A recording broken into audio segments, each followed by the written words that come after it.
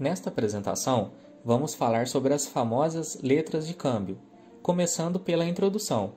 Em seguida, a definição da LC, modelo formal, história, legislação vigente, investimento e conclusão sobre o assunto tratado.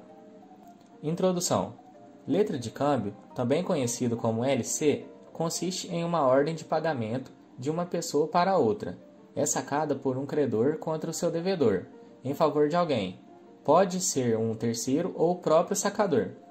A letra de câmbio configura-se como uma estrutura autônoma, inerente ao gênero de títulos de crédito, responsável por representar uma obrigação monetária utilizada em operações de crédito entre financiadoras e comerciantes. Letra de câmbio. A letra de câmbio é um título de crédito abstrato, no qual corresponde a um documento formal, proveniente de relação de crédito entre duas ou mais pessoas. Pode-se afirmar que haverão sujeitos na relação jurídica substancial, uma designada como sacador, que dá ordem de pagamento, outra denominada como sacado, a seu favor ou de terceira pessoa, tomador ou beneficiário, no valor e nas condições nela constantes. A letra de câmbio é uma ordem de pagamento, no qual o sacador emite a ordem para que o sacado pague e o tomador se beneficie. O saque autoriza o tomador a procurar o sacado para certas condições, poder receber a quantia no título e vincula o sacador ao pagamento da letra de câmbio. Este é um exemplo de um modelo formal de letra de câmbio e contém informações como o nome do sacador, devedor, o valor, documentos pessoais, data e local do saque, juntamente com a assinatura. História da letra de câmbio. A letra de câmbio é uma nota antiga, tendo sido motivada como solução para facilitar a troca. Sua origem está na Península Itálica, onde os feudos tinham diferentes moedas e os comerciantes necessitavam de um instrumento que pudesse facilitar a troca. Esse instrumento foi a letra de câmbio. No começo, o banqueiro recebia o depósito e escrevia uma carta ao banqueiro, estabelecido no lugar do mercado depositante. Nesta carta, ele deixava uma ordem para que o colega do outro banco pagasse o valor equivalente ao montante depositado. No Brasil, existem duas leis que tratam sobre a letra de câmbio. Decreto 2044/1908, que possui parte ainda em vigor, e o Decreto 57.663/1966, que contém a Lei Uniforme de Genebra. Essa foi adquirida pelo Brasil em 1940 e internalizada em 1966. A legislação. Capítulo 1 do saque. Decreto 2044 de 1908. Artigo 1º. A letra de câmbio é uma ordem de pagamento e deve conter requisitos lançados por extenso no contexto. A denominação letra de câmbio, ou a denominação equivalente na língua em que foi emitida, a soma do dinheiro a pagar e a espécie de moeda, o nome da pessoa que deve pagá-la. Esta indicação pode ser inserida abaixo do contexto. O nome da pessoa a quem deve ser paga, a letra pode ser ao portador e também pode ser emitida por ordem e conta de terceiro. O sacador pode designar-se como tomador. A assinatura do próprio punho do sacador ou do mandatário especial, a assinatura deve ser firmada abaixo do contexto. Capítulo 2 do endosso. Artigo 8. O endosso transmite a propriedade da letra de câmbio. Para a validade do endosso, é suficiente a simples assinatura do próprio punho do endossador ou do mandatário especial, no verso da letra. O endossatário pode completar esse endosso. Primeira cláusula. Procuração, lançada no endosso, indica o mandato com todos os poderes, salvo o caso de restrição que deve ser expressa no mesmo endosso. O endosso posterior ao vencimento da letra tem um efeito de cessão civil. É vedado o endosso parcial. Capítulo 3º do aceite. Artigo 9. A apresentação da letra ao aceite é facultativa, quando certa a data do vencimento. A letra a tempo certo da vista deve ser apresentada ao aceite do sacado, dentro do prazo nela marcado, na falta de designação, dentro de 6 meses contados da data da emissão do título, sob pena de perder o portador o direito regressivo contra o sacador, endossadores e avalistas. Capítulo 4 do aval. Artigo 14. O pagamento de uma letra de câmbio, independente do aceite e do endosso, pode ser garantido por aval.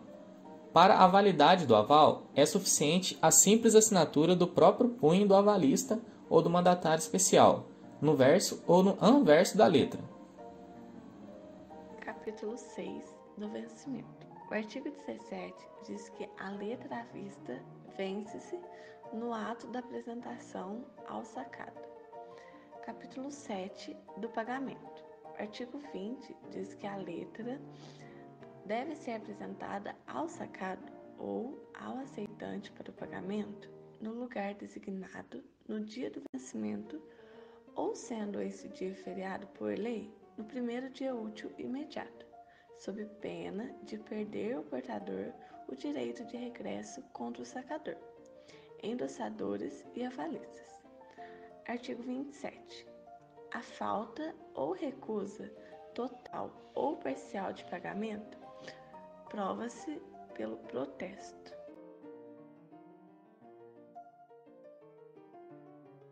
Capítulo 8 do protesto. Artigo 28.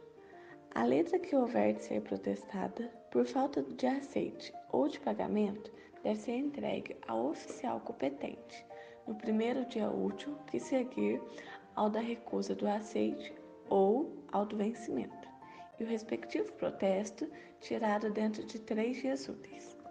Capítulo 9 do intervém. Artigo 34. No ato do protesto pela falta ou recusa do aceite, a letra pode ser aceita por terceiro, mediante a aquiescência do detentor ou portador. Capítulo 10 da anulação da letra. Artigo 36.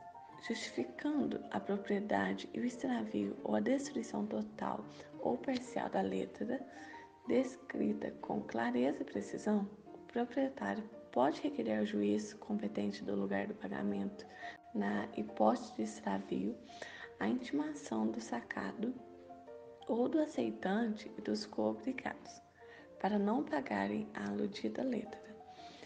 A citação do detentor para apresentá-la em juízo dentro do prazo de 3 meses e, nos casos de extravio e de destruição, a citação dos coobrigados para, dentro do referido prazo, oporem contestação, firmada em defeito de forma do título ou na falta de requisito essencial ao exercício da ação cambial.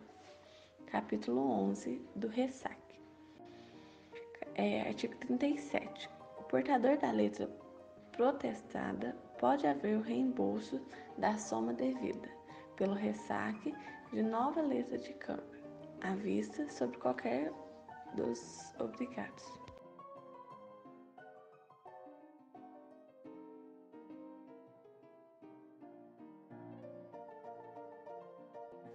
Capítulo 12 dos direitos e das obrigações cambiais. Seção 1 dos direitos. O artigo 39 diz que o possuidor é considerado legítimo proprietário da letra ao portador e da letra endossada em branco. Seção 2 das obrigações. Artigo 42. Pode obrigar-se por letra de câmbio quem tenha capacidade civil ou comercial. Artigo 49. A ação cambial é executiva. Por ela, tem também o credor o direito de reclamar a importância que receberia pelo ressaque. Artigo 38. Capítulo 14. Da prescrição da ação cambial. O artigo 52 diz que a ação cambial contra o sacador aceitante e respectivos avalistas prescreve em 5 anos. Investimento em letra de câmbio. As empresas financeiras concedem crédito a seus clientes, captando recursos. A letra de câmbio é uma opção de investimento com a rentabilidade integrada. Nas financeiras, apesar de menores comparadas ao banco, o risco deste investimento diminui ao possuir um fundo garantidor que funciona como um seguro para investimentos de até R$250 mil.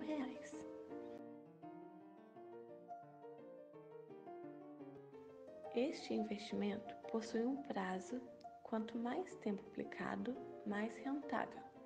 Apresenta também 3 tipos diferentes quanto ao prazo de remuneração.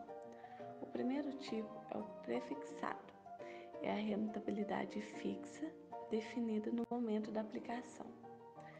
Tem também o pós-fixado, que é a rentabilidade variável atrelada a uma porcentagem do certificado de depósito interbancário. E a híbrida, que é a rentabilidade metade fixa e metade variável. Conclusão.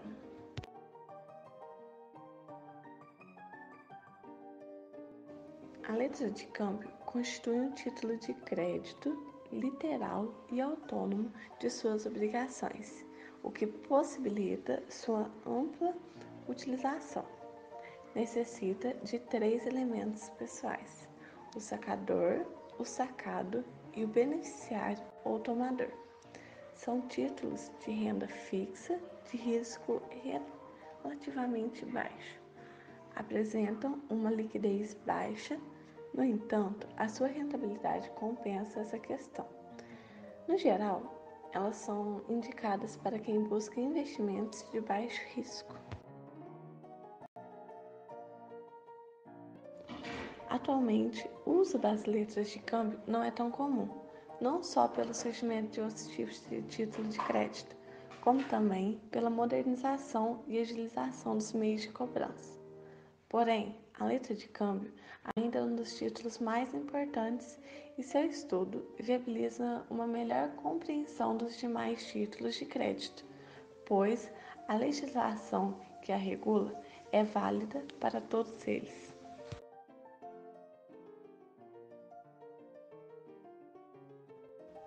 Obrigado! Esse trabalho foi feito por Flávia, Ellen, Isabelle e Lucas.